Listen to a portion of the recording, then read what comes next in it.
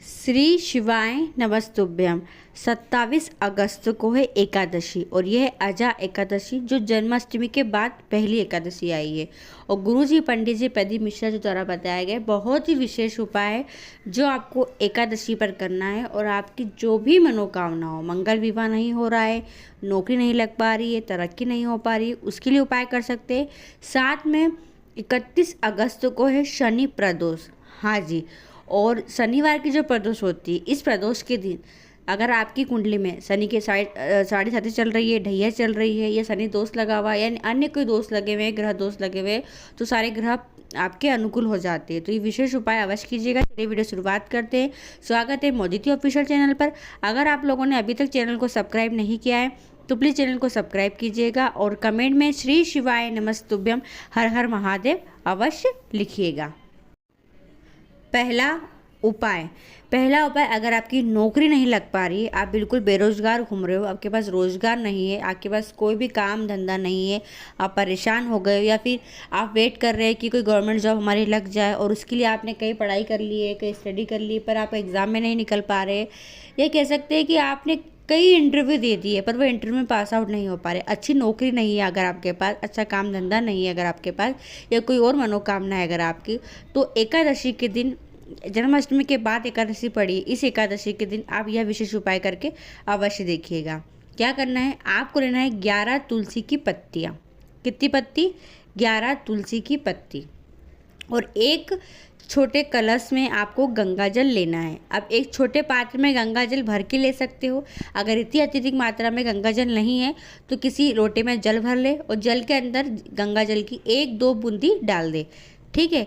और उसके अंदर ही आपको, फिर उस कलश के अंदर ही 11 तुलसी की पत्तियाँ डाल देना है। डाल दिया आपने। अब इस कलश को आपको लेकर जाना है किसी भी राधे कृष्ण के मंदिर में। कहाँ पर? किसी भी राधे कृष्ण के मंदिर में। और वहाँ जाकर आपको मंदिर के पास में, उस मतलब राधे कृष्ण जी के पास में उस कलश को भर के रख देना है, ठीक है। कितने क्षण के लिए? कम से कम 2 क्षण के लिए भर के रख दीजिए और फिर उस कलश को उठा लीजिए। हाँ, अगर मंदिर में कोई पंडित जन है तो उन्हें पकड़ा दे कि पंडित जी 2 क्षण के लिए भगवान के पास स्पर्श करा दीजिए कलश को और हमें वापस दे दीजिए, ऐसा भी करा सकते हैं। और अगर कोई पंडित जन नहीं है तो आप स्वयं क्या करें, कृष्णा जी के पास उस कलश को रख दे और 2 क्षण के बाद उस कलश को उठा लें। उठाकर फिर उस कलश की पत्तियों को आपको क्या करना है, जो पत्तियां है वो किसी भी वृक्ष के नीचे डाल दे या फिर भगवान जी को समर्पित करके आ जाए। और जो जल बचेगा वो जल आप किसी भी वृक्ष के नीचे डाल सकते हैं, केवल बेलपत्री के वृक्ष के नीचे नहीं डालना है। ये विशेष उपाय आप एकादशी के दिन कीजिएगा। आपकी जितनी बाधा है ना नौकरी को लेकर, वो सारी बाधाएं दूर होगी और आपके लिए मार्ग खुल जाएंगे। दूसरा उपाय, जिनके मंगल विवाह में बाधा आ रही है, मंगल विवाह तय नहीं हो पा रहा है, महादेव से कई बार कह चुके हो कि बाबा हमारे लिए मार्ग बताओ, रास्ते बताओ कि मेरा रिश्ता आएगा, कहाँ से आएगा, कैसे आएगा, अच्छी जगह मंगल विवाह हो जाए, उम्र बढ़ रही है, वो विवाह नहीं हो पा रहा है, तो आपको क्या करना है, एकादशी से शुरुआत करना है और अमावस्या तक करना है। हाँ जी, ये अभी जो आएगी वो अमावस्या आएगी, तो एकादशी से लेकर अमावस्या तक करना है। फिर उधर वापस से आप करोगे एकादशी से पूर्णिमा तक, यानी 1 महीने में आपको 2 बार करना रहता है। क्या करते हैं इस उपाय में? इस उपाय में आपको लेना है मात्र 1 चावल का दाना। हाँ जी, 1 चावल का दाना और केसर में भिगो लीजिएगा। काय में? केसर में। केसर जो मार्केट में मिलती है, आपको मिल जाएगी 10-15 रुपए की डब्बी केसर की, वो केसर ले लीजिए। और केसर नहीं मिलता है तो केसर चंदन भी आप ले सकते हो, ठीक है। 1 चावल का दाना भिगो लीजिए। अब उस केसर के दाने को आपको क्या करना है, शिवालय लेके जाना है, यानी चावल के दाने को, और शिवालय जाकर अब आपको उल्टे मंत्र का जाप करना है। जैसे कि अपन बोलते हैं ओम नमः शिवाय, बोलते हैं ना, तो आपको इसी मंत्र का उल्टा उच्चारण करना है। तो कैसे करेंगे, शिवाय नमः ओम, इस तरीके से मंत्र का उल्टा उच्चारण करके उस चावल के दाने को शिवलिंग पर समर्पित कर दीजिए। कितना चावल का दाना? मात्र 1 चावल का दाना। अब आपको ये लगातार करना है, कब तक? 5 दिन तक, एकादशी से अमावस्या तक। रोज़ 1 चावल का दाना लेकर जाओ और मंत्र उल्टा बोलो, शिवलिंग पर चढ़ा दो, बस इतना सा करना है। मंगल विवाह में कितनी बाधा क्यों ना और सारी बाधाएं दूर होगी, बाबा सुनेगा ही सुनेगा। पर ध्यान रखें, एकादशी से अमावस्या तक, फिर एकादशी से पूर्णिमा तक इस उपाय को किया जाता है। तीसरा उपाय, शनि प्रदोष है, शनिवार की प्रदोष। शाम के समय आपको यह विशेष उपाय करना है। देखिए, शनि की प्रदोष के दिन शनि देव स्वयं भी महादेव के पास जाते हैं। कब? शनि प्रदोष के दिन शाम के समय, प्रदोष काल में।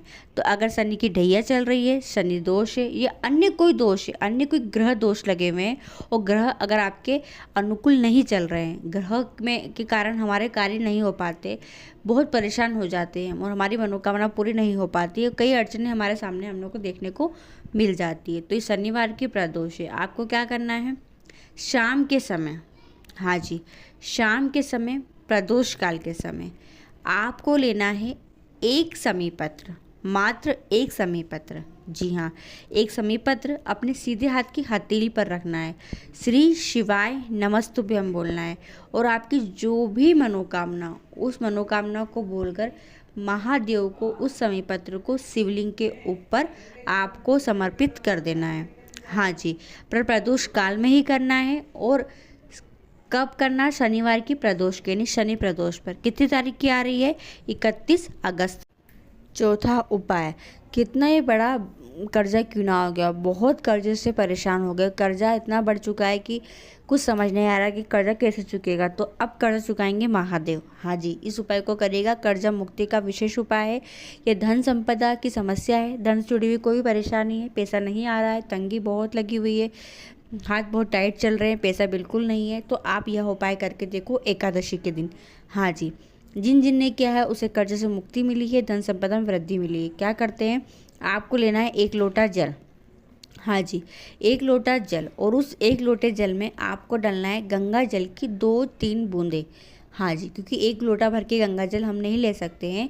अगर ले सकते हो तो बहुत अच्छी बात है, अगर नहीं ले सकते तो 1 लोटे जल में गंगा जल की कुछ बूंदें डाल दीजिए। अब उसमें डालना है आपको 7 बेलपत्री। कितनी? 7 बेलपत्री। 7 बेलपत्री उस कलश में डाल दीजिए और फिर इस जल को लेकर आप शिवालय जाओ।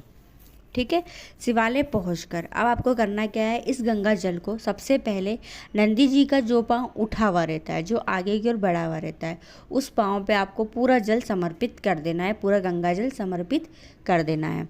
समर्पित हो जाने के बाद अब आपको 7 बेलपत्री को शिवलिंग के ऊपर समर्पित करना है, यानी जल चढ़ाएंगे नंदी जी के पाँव पे और बेलपत्र चढ़ाएंगे शिवलिंग के ऊपर।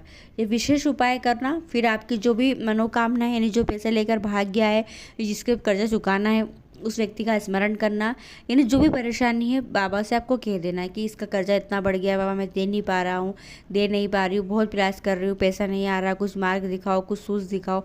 ऐसा बाबा से आपसे विनती करना, एकदम दिल की बात बाबा से कहना है। एकादशी के दिन कीजिएगा।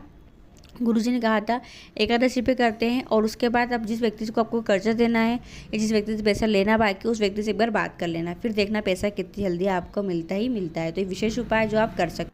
वीडियो पसंद आती है तो प्लीज़ और लोगों तक जरूर शेयर कीजिएगा। श्री शिवाय नमस्तुभ्यम। हर हर महादेव।